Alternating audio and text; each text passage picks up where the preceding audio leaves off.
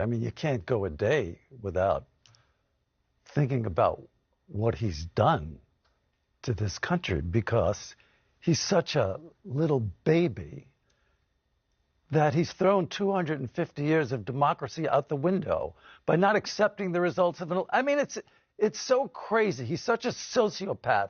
He's so insane. He just couldn't admit to losing. And we know he lost. He knows he lost. And look how he's fooled everybody.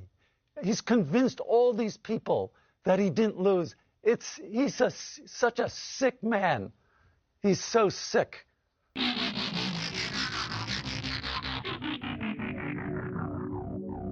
Hello and welcome to What the Just Happened Today, your essential guide to the daily shock and awe in national politics. I'm Joe Amditis. Let's get to it. It's Tuesday, October 15th, 2024. Welcome to day 1365.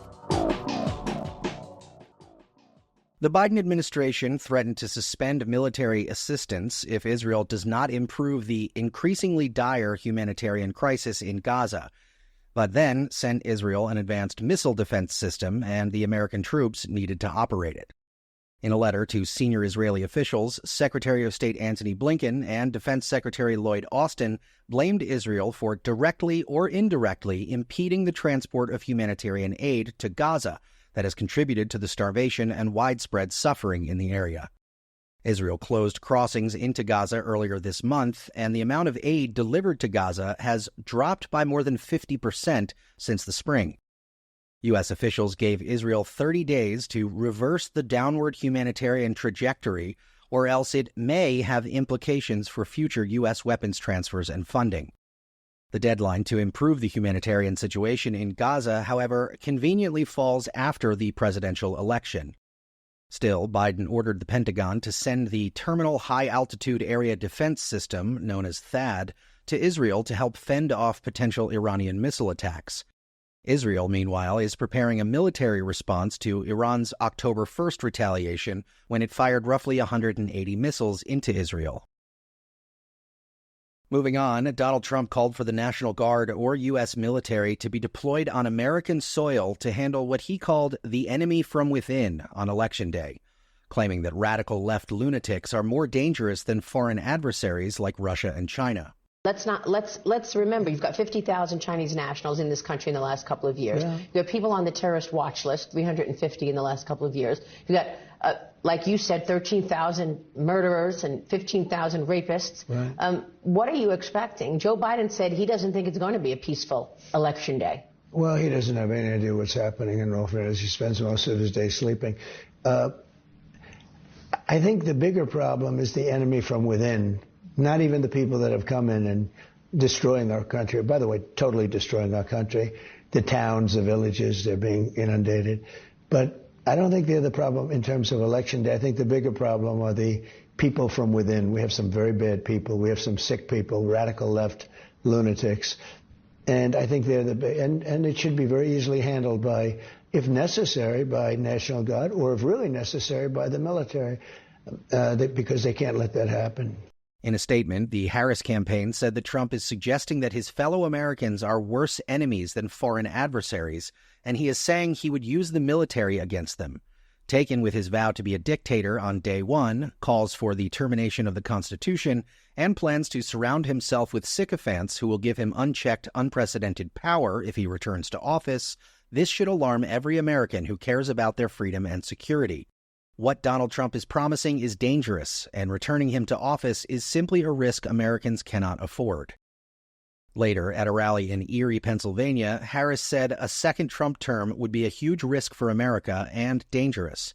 Donald Trump is increasingly unstable and unhinged. Meanwhile, J.D. Vance refused to acknowledge that Biden won the 2020 election and that Trump lost 5 times in a row. He was given 5 opportunities to acknowledge that Trump didn't win in 2020, and instead he repeated the response that he used during his debate against Tim Walz, saying he was focused on the future, and criticized what he called an obsession here with focusing on 2020. During his debate with Walz, Vance twice refused to answer a direct question about whether Trump had lost the 2020 election. Walz called Vance's response a damning non-answer. Meanwhile, Kamala Harris agreed to sit for an interview with Fox News. The interview with Fox anchor Bret Baier will air on Wednesday during the host's special report at 6 p.m. Eastern Time. In response, Trump complained that Fox News has totally lost its way and said that it has grown weak and soft on Democrats. After declining to participate in an interview with CBS's 60 Minutes earlier this month, Trump canceled a planned interview with CNBC's Squawk Box. Moving on, Kamala Harris released her medical report, which said that she is in excellent health and possesses the physical and mental resiliency needed to serve as president. Harris dared Trump to provide a similar update, saying he refuses to release his medical records. I've done it. Every other presidential candidate in the modern era has done it. More than 230 doctors, nurses, and healthcare professionals called on Trump to release his medical records, arguing that he should be transparent about his health given his advancing age. If Donald Trump wins, he would be the oldest president ever inaugurated. That night at 1:12 a.m., Trump challenged Harris to take a cognitive test. And finally, Trump ended his recent town hall with voters early to listen to music for 39 minutes straight on stage. The event in Pennsylvania was billed as an hour-long opportunity to hear Trump answer questions from voters in the must-win swing state. But after 2 medical incidents, Trump ended the Q&A portion of the event after just 5 questions and instead held an impromptu listening party. He requested Ave Maria be played while everyone waited for medical personnel to respond to the first incident. An instrumental version of the song was played, and then when a second person needed medical attention, Trump re-requested that they play Ave Maria again, but asked specifically for the Luciano Pavarotti version this time. My all-time favorite, Chuck.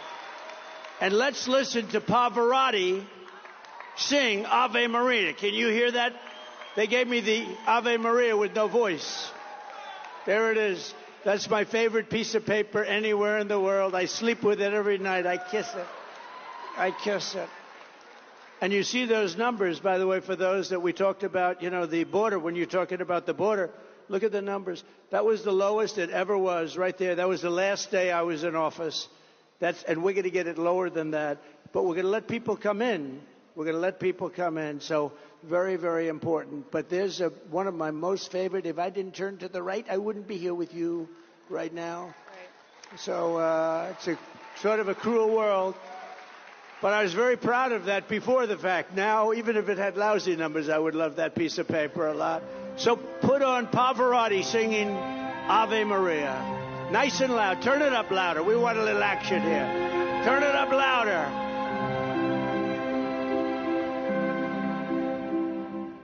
After it played one more time, Trump decided to end the event by saying, "Let's not do any more questions. Let's just listen to music. Let's make it into a music fest. Who the hell wants to hear questions, right? Isn't that beautiful?" He then stood on stage, swaying and bobbing to the music, while the crowd appeared unsure if the event was over. Trump then asked the venue to play the Village People's YMCA, which celebrates gay cruising culture, and said, "Nobody's leaving. What's going on? There's nobody leaving. Keep going," as Rufus Wainwright's version of Hallelujah played next. Trump added, "All right, turn that music up. Turn that up. Great song." As November Rain by Guns N' Roses played, Trump walked off the stage and spoke to attendees on his way out, while Memory from the musical Cats played in the background.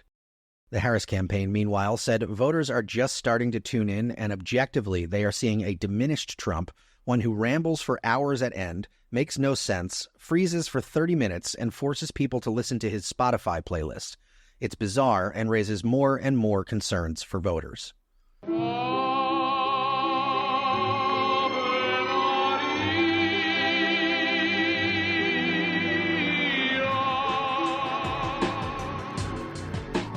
That's all for now. You can find the links and sources for all of these stories on the main website. And as always, visit whatthefjusthappenedtoday.com for the latest news and headlines. Until next time, I'm Joe Anditas.